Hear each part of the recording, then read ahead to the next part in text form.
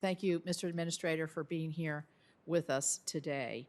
I look forward to the rest of the hearing and the questions. As an appropriator, I'm fond of saying that the President's budget is aspirational because Congress still retains the power of the purse, as we know. That's why you're here. But there is much we can learn about the direction and policies of an administration from its budget request. As we assess your agency's goals and requests for record levels of funding for next year, I have deep concerns about the actions undertaken by your agency and the entire Biden administration regarding domestic energy production and manufacturing, infrastructure development, energy exports, and operation of commodity and financial markets. In particular, it seems like we are witnessing a whole of government focus on killing domestic energy production, an effort that has become increasingly hard to understand, I believe, particularly if we see what's going on globally, as the political winds blow against policies that would make us and our allies less energy secure and contribute further to near-record inflation, particularly for gasoline.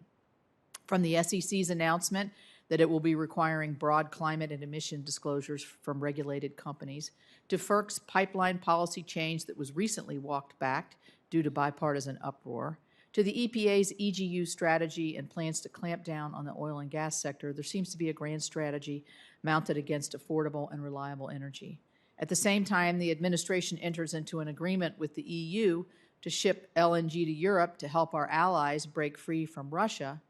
Climate czar Gina McCarthy is now saying that the U.S. climate policy is actually a fight against natural gas and infrastructure investments.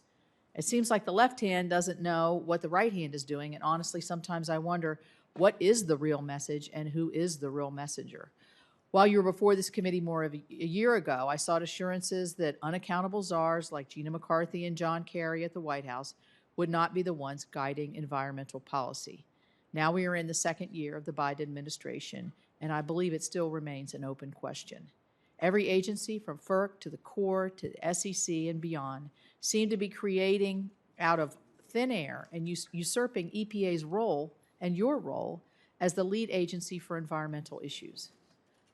With EPA playing a supportive role in the administration's assault on our energy and economic security, I think we're right to be skeptical about providing additional funding or authority to the agency until we have a firmer understanding of who's calling the shots and who in the federal bureaucracy should be accountable for the inevitable fallout from these policies. Unfortunately, sometimes I can't quite tell what EPA is up to because on this committee, despite our jurisdiction, we do not have the oversights into how EPA decisions are being made. When we talked at your confirmation hearing, you pledged numerous times to be transparent, and sometimes we found that you are, and then sometimes not so much, and to communicate with Congress on your decision-making process.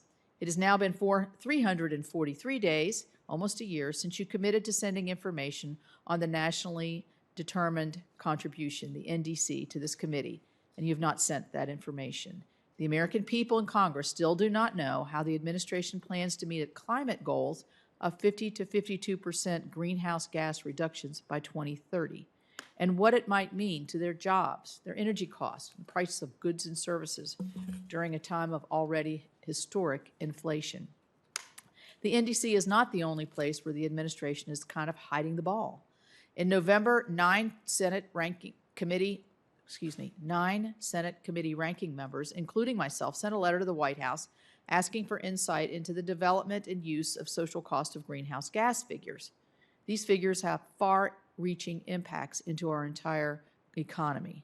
We've expressed concerns about the lack of transparency in this process and just asked for basic information from the interagency working group. Congresswoman Cathy McMorris-Rodgers and I then followed up last month with another letter on the same issue, and we still have not received a response to either letter. The NDC and the social cost of greenhouse gas figures are just two examples of policies where the administration refuses to be transparent to the American people and to Congress. Many of my oversight requests are related to policies on the Office of Air and Radiation, which is overseen by Clean Power Plan architect Joe Goffman, who has been the unconfirmed, who has been the unconfirmed lead political official in that office since last January. Just a few weeks ago, President Biden nominated Goffman to lead that office as assistant administrator. But in the meantime, the two of you have announced plans to layer on new regulations that will raise electricity prices, including coal, oil, and natural gas at a time of record prices. EPA's mission of protecting human health and the environment is too important to be sidelined by the elevation of certain political signaling and a lack of transparency and accountability, all at the expense of the American people. I would add after that rather strong statement that I would like to thank you for your offer to come and visit West Virginia and oversee some of our water systems as we're implementing the IIJA. And I'm hoping that we can do that in the future and then maybe talk a little bit more about some of these issues that we might not cover in some of the questioning. So thank you again for being here with us today.